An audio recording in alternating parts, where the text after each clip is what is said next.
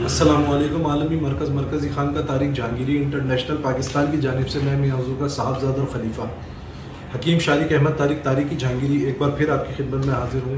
آج جو ہمارا ٹاپک ہے وہ تسخیر خلائق کے حوالے سے ہے کہ جنتر سے تسخیر خلائق کیسے کیا جاتا ہے۔ تو سب سے پہلے تو آپ کو میں یہ بتاتا چلوں کہ تسخیر خلائق کے اور بھی بہت سارے طریقے ہیں، وہ بھی میں آپ کو آج بتاؤں گا۔ اور آج ایک بڑا نایاب طریقہ ہے، بڑا آسان طریقہ ہے اور بہت ہی باکمال طریقہ ہے۔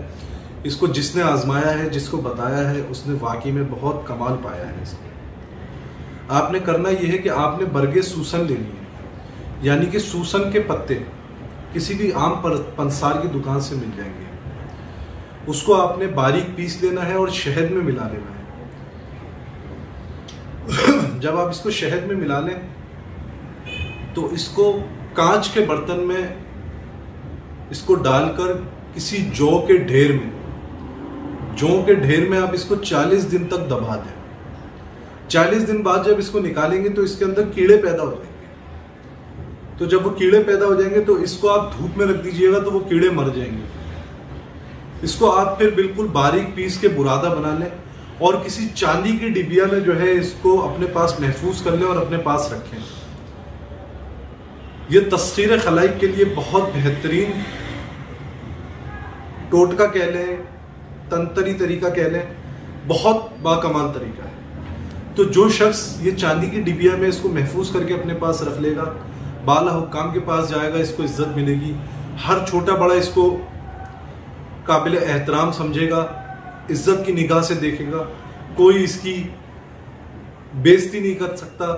جہاں جائے گا وہاں اس کو محبت سے لوگ اس سے ملیں گے اور اس کو عزت ملے گی، اور ہر خاص اور عام کی نظر میں جو ہے اس کو افضل مانا جائے گا، اچھا جانا جائے گا، باوقار جانا جائے گا۔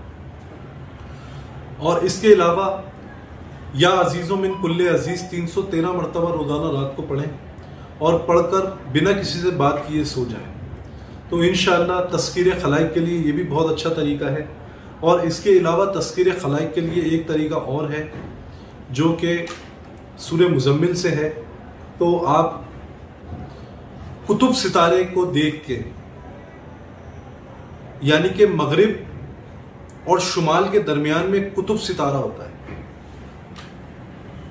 اس کتب ستارے کو دیکھ کر جو شخص روزانہ 17 مرتبہ سورہ مزمل پڑھ لے اور اسی نیت سے پڑھے تسخیر خلائق کے لیے یا روزی رزق میں کشادگی کے لیے، تو اس کی روزی رزق میں کشادگی بھی ہوگی اور تسخیر خلائق بھی ہوگی۔